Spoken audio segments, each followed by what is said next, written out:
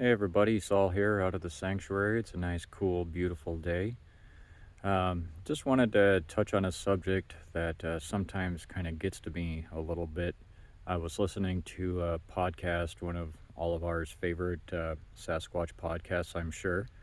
And it was a story about a guy who claimed about 40 years ago he had shot a Sasquatch, and the way that he described it almost undoubtedly killed it.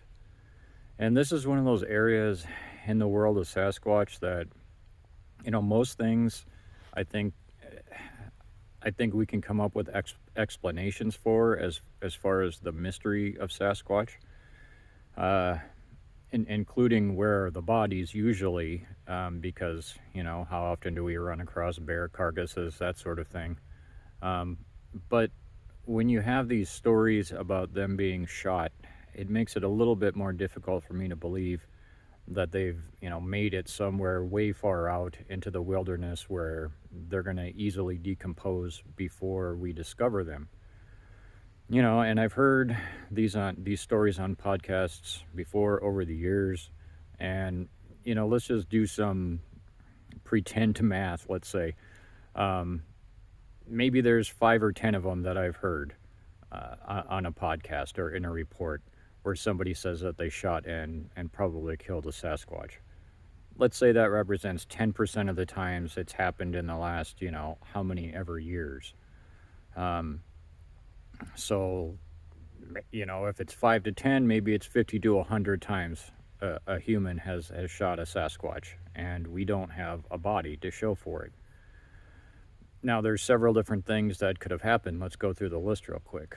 Um, Number one is, they get away far enough to where they're decomposing, and scavengers come, and maybe they're working with coyotes already, and so the coyotes come and take them away.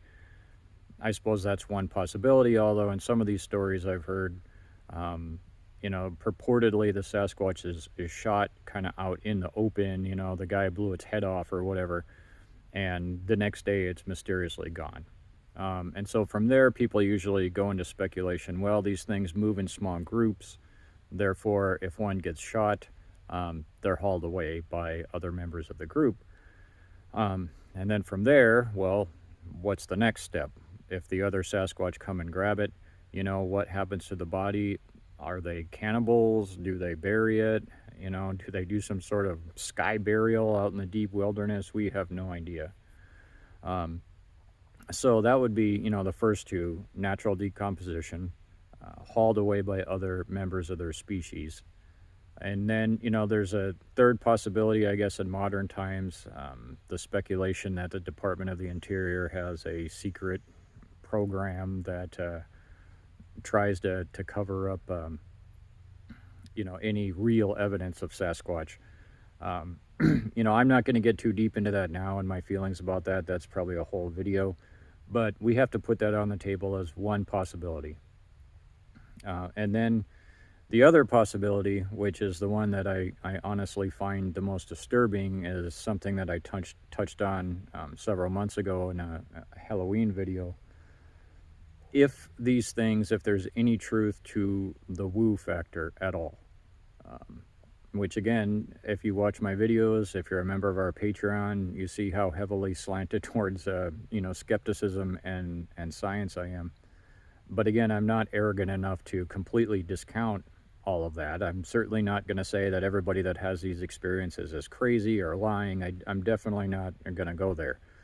Um, However, like I'm saying with all this, it's one thing that bothers me a little bit, because if we live in a simulation and these are some algorithm that we're experiencing for whatever reason, to cause us to question reality, to make us think more deeply about our place as, an upright walking creature with, big brains. Maybe these things just disappear. I mean, I'm not going to discount that, because sometimes it's a little difficult for me to be like, okay, this guy says that he shot a Sasquatch within a certain range of a small town, and it just kind of went down over the cliff, and it was down by a river, and out of all these instances, nobody's ever found a femur or something like that. Sometimes, honestly, it drives me a little crazy because, like I say, most of the stories, the reports seem to me to fit a totally natural paradigm. And then there's things like that where, somebody says, yeah, they shot it and here's what happened and it was a physical event and the thing was bleeding, but yet there's no evidence of it. Now, even say 50 to 100 times of this happening, that's not like, considering how many times an animal gets wounded and just a regular animal gets wounded and we never find it because, it, you know, yes, it's wounded, but it still makes it far enough away to die. And for whatever reason, we can't track it. I mean, it's not like it's out of the realm of possibility that these things, are just decomposing somewhere naturally, because it's not like, every year 10 of these things are shot by humans or something. But yeah, that's just my comments on that. That's one of the few things on the world of Sasquatch where it's kind of difficult for me to really contemplate a natural. I mean, again, I just did, but yeah, I'd love to hear any of your thoughts on it because it's kind of one of the more perplexing thought experiments in the world of Sasquatch. So thanks for tuning in.